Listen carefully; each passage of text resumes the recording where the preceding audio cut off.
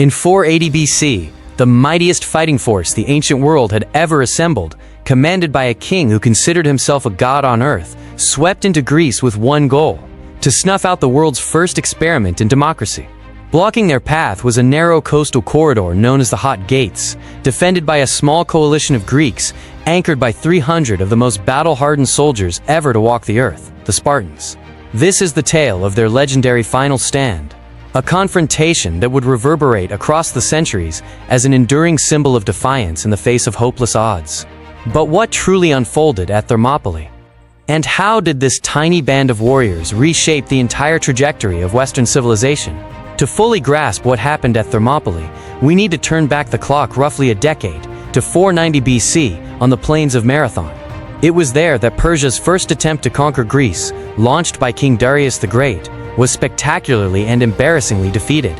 A leaner, fiercely motivated Athenian-led force routed the Persian troops, sending them fleeing back across the Aegean Sea. For Darius, this humiliation was impossible to swallow. He had set out to punish Athens for backing a Greek revolt, but instead, his empire's invincibility had been shattered. Darius swore retribution, but death claimed him before he could deliver it. That consuming hunger for revenge passed on to his son and heir, Xerxes I. Xerxes wasn't simply carrying on his father's mission. He viewed himself as a divinely chosen ruler, destined to accomplish what his father had not. He was resolved to break the defiant Greek city-states once and for all, not merely as punishment, but to fold all of Greece into his ever-growing empire. For 4 years, Xerxes assembled the largest military machine the ancient world had ever witnessed. From every reaches of his vast realm, stretching from Mesopotamia to India, from Egypt to Bactria, he conscripted soldiers. The ancient historian Herodotus claimed the army numbered in the millions, a figure modern scholars widely regard as a massive exaggeration. Even so, the more conservative modern estimates are staggering, pointing to a ground force somewhere between 70,000 and 300,000 soldiers, supported by an enormous navy of more than 1,200 warships. To make this campaign feasible, Xerxes ordered extraordinary feats of engineering. He had a canal excavated through a peninsula to spare his fleet a treacherous stretch of coastline. Even more audaciously, he commanded a bridge of lashed-together ships to be constructed across the Hellespont Strait, a mile-long pontoon crossing that allowed his entire army to march on foot from Asia into Europe. When a storm demolished the first bridge, a furious Xerxes reportedly ordered the water itself to be lashed 300 times and had the original engineers executed. This episode tells you everything about the man leading the charge. His authority was absolute, and his resources appeared inexhaustible. As word of this terrifying juggernaut spread, panic rippled through the Greek city-states. Many of the northern states, seeing no realistic path to resistance, bent the knee to Persian authority. Greece was not a unified nation, but a patchwork of competing and often hostile states. Now staring down total conquest, they faced a binary choice: submit to the Persian king, or band together and fight for their survival. Out of this crisis, a fragile coalition took shape, and the command of their ground forces went to the one state, all agreed, stood above the rest militarily: Sparta. You cannot understand Thermopylae without understanding Sparta. Sparta was a genuine anomaly in ancient Greece. While cities like Athens were exploring democracy, philosophy, and the arts, Sparta had dedicated itself to mastering a single deadly discipline: warfare. Their entire civilization was engineered to forge the finest soldiers on earth. This system was called the agoge. For a Spartan male, the state defined life from the very first breath. A council of elders examined every newborn, and any infant judged frail or defective was left on a hillside to perish. Simply surviving was the opening test. At the age of 7, boys were separated from their families and fed into the agoge, a punishing state-run program that continued for more than a decade. Reading and writing were on the curriculum, but the true focus was on survival, obedience, and combat. Boys lived together in barracks and were kept deliberately hungry, which pushed them to steal food, a skill that would serve them well on campaign. If they were caught, the punishment was severe, not for the theft itself, but for the failure to go undetected. They were trained to absorb intense pain without complaint, to follow every order without hesitation, and to place Sparta's survival above their own. Their physical conditioning was relentless, as was their mastery of weapons and the intricate maneuvers of the phalanx formation. Spartan culture was renowned for its terse, cutting speech, what we now call laconic wit. Bravery was the supreme value, cowardice the ultimate disgrace. Warriors who fled a battle were treated as social outcasts. shunned by everyone around them. The dread of that kind of living death frequently outweighed the fear of dying in combat. Even Spartan women set themselves apart from women across Greece. They were formally educated, trained athletically, and enjoyed freedoms that were unimaginable elsewhere. Their chief duty was to raise strong sons for Sparta's army.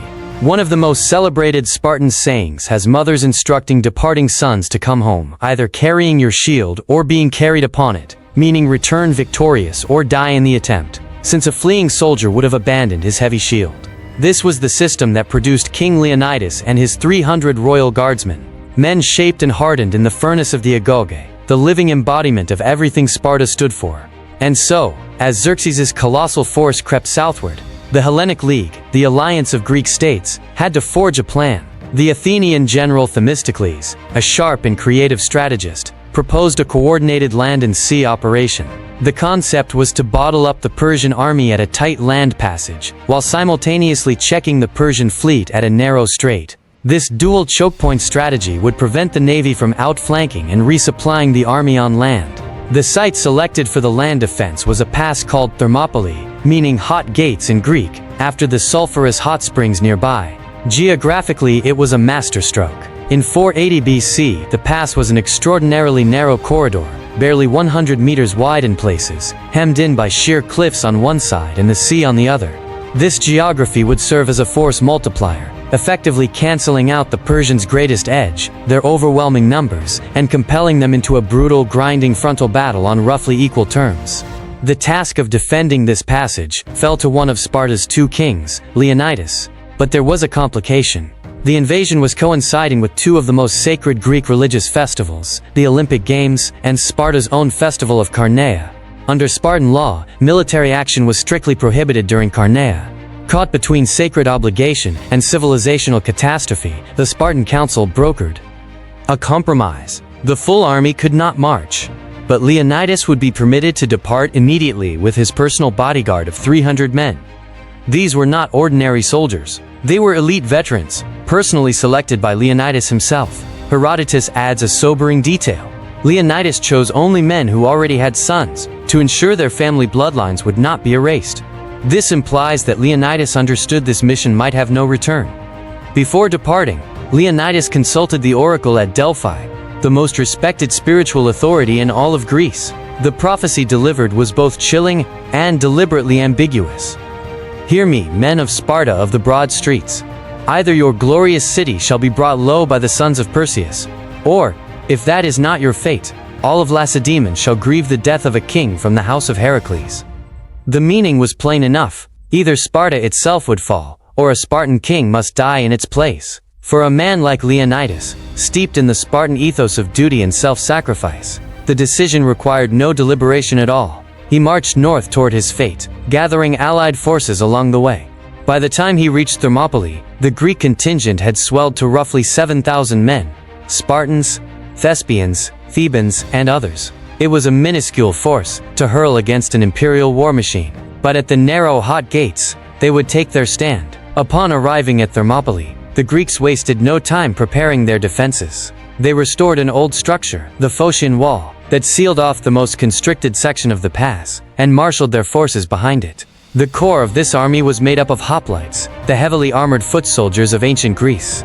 A hoplite was the ancient world's equivalent of a tank. He wore a bronze breastplate, bronze greaves on his shins, and the famous Corinthian helmet that shielded his entire head. His primary weapon was a long, thrusting spear called a doru, and for close combat, he carried a short stabbing sword, the xiphos. But his most vital piece of kit was the hoplon, a large, round shield of layered wood and bronze that covered him from chin to knee. Hoplites fought in a tight formation called the phalanx. They stood shoulder to shoulder, shields overlapping to form an unbroken bronze wall. The warriors in the front rows leveled their long spears outward, producing a bristling hedge of iron points.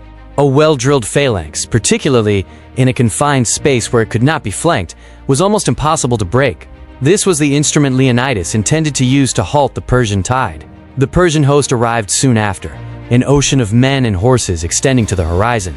King Xerxes had a throne erected on a nearby hill to observe the contest. For 4 full days, he did nothing. He simply waited, genuinely unable to accept that this handful of soldiers would dare defy him. He dispatched a herald demanding their surrender. According to the historian Plutarch, Leonidas's response was characteristically brief: "Molon Labi, come and take them."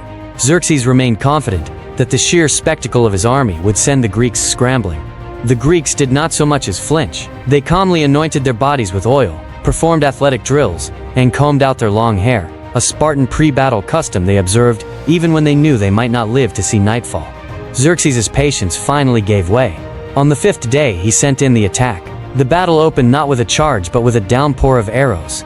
Xerxes ordered his archers to loose their volleys, and Herodotus famously recorded that the arrows flew so thickly they darkened the sky.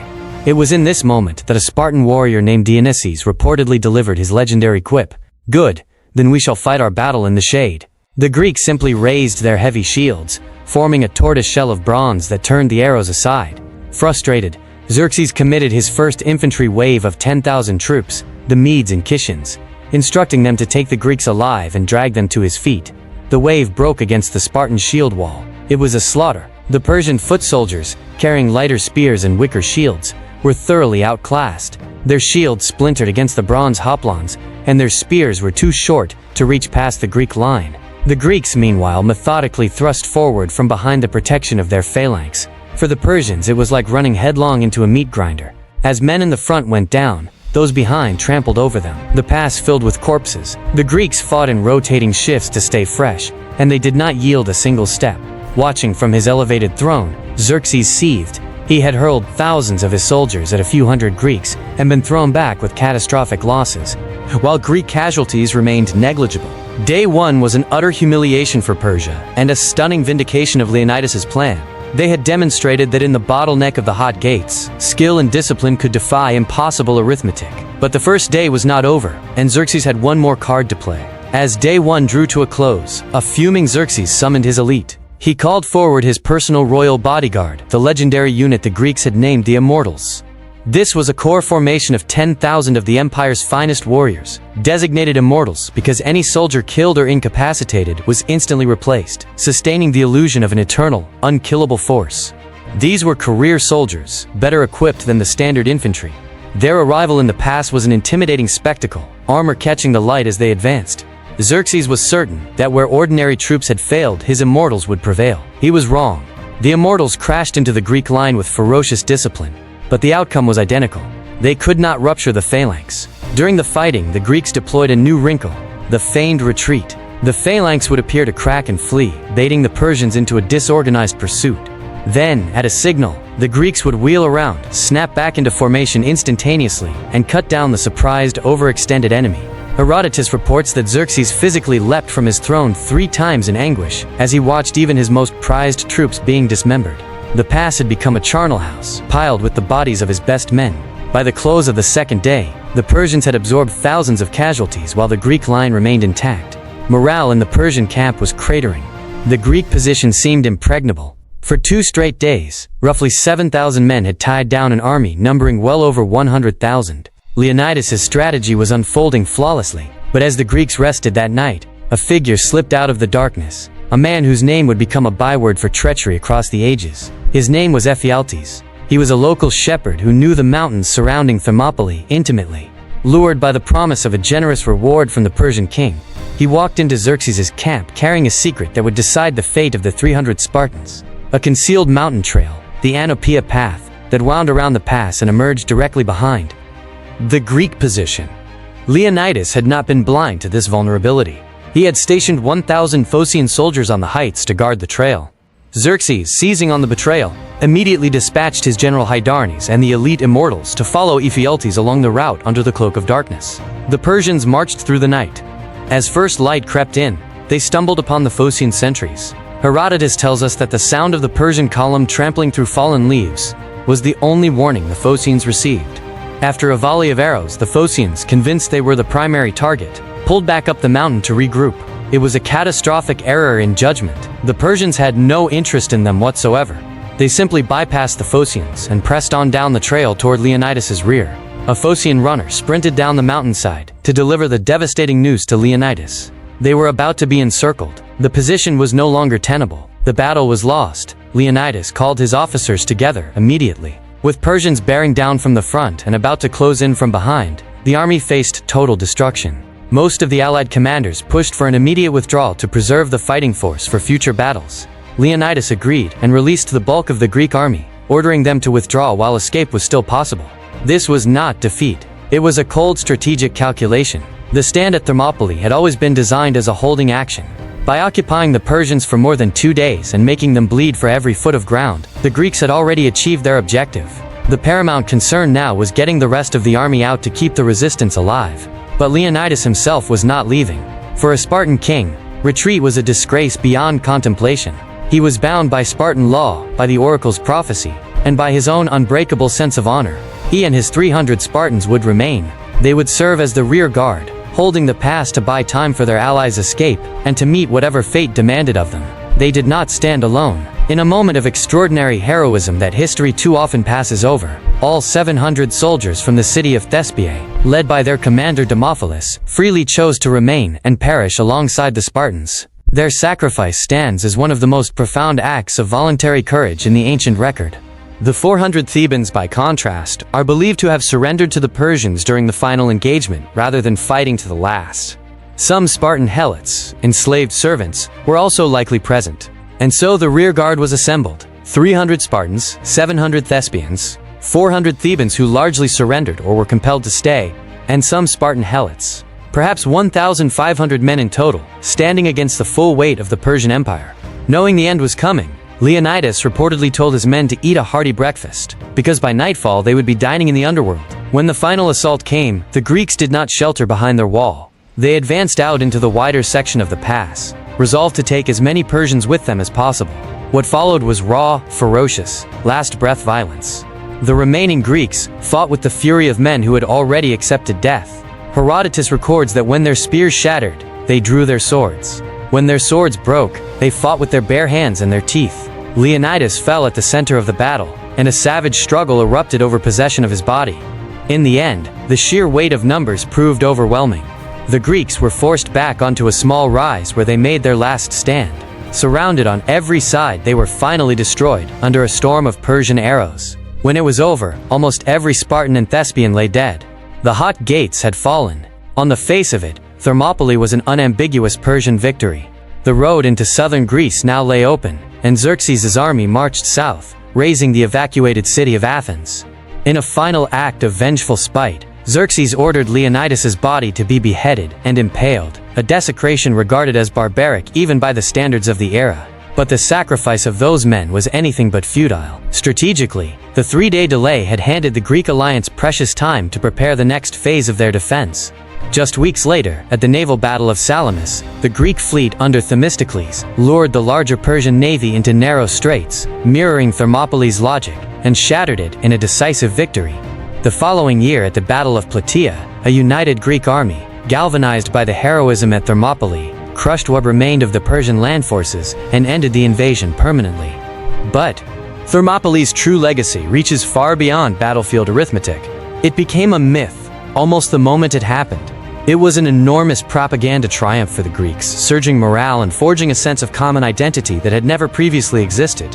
It became an eternal symbol of courage against impossible odds, of selfless sacrifice for a greater cause, and of the will to refuse subjugation regardless of the cost. After the war, a stone lion was raised at Thermopylae to honor Leonidas, and the poet Simonides composed an epitaph that was carved in stone to mark the place where the 300 fell. Go, tell the Spartans, stranger passing by, that here, obedient to their laws, we lie. For 2,500 years, the stand of the 300 Spartans has fueled the imagination of soldiers, statesmen, writers, and artists. It has been retold in verse, prose, and most recently in Frank Miller's graphic novel and the blockbuster film 300, which, though it takes considerable creative license, captures the raw, heroic pulse of the legend. Thermopylae stands as the ultimate proof that history is not only written by the victorious, it is equally shaped by the moral force of those who refuse to yield, even in the face of certain defeat. It is a story that demonstrates how a small, resolute group can alter the course of human events, and that some losses are so magnificent they achieve a kind of immortality. The sacrifice at the hot gates was not an ending. It was an ignition. It was the spark that lit the fires of Greek resistance, and ultimately helped safeguard a civilization whose ideas about law, reason, and democratic governance became the foundations of the Western world.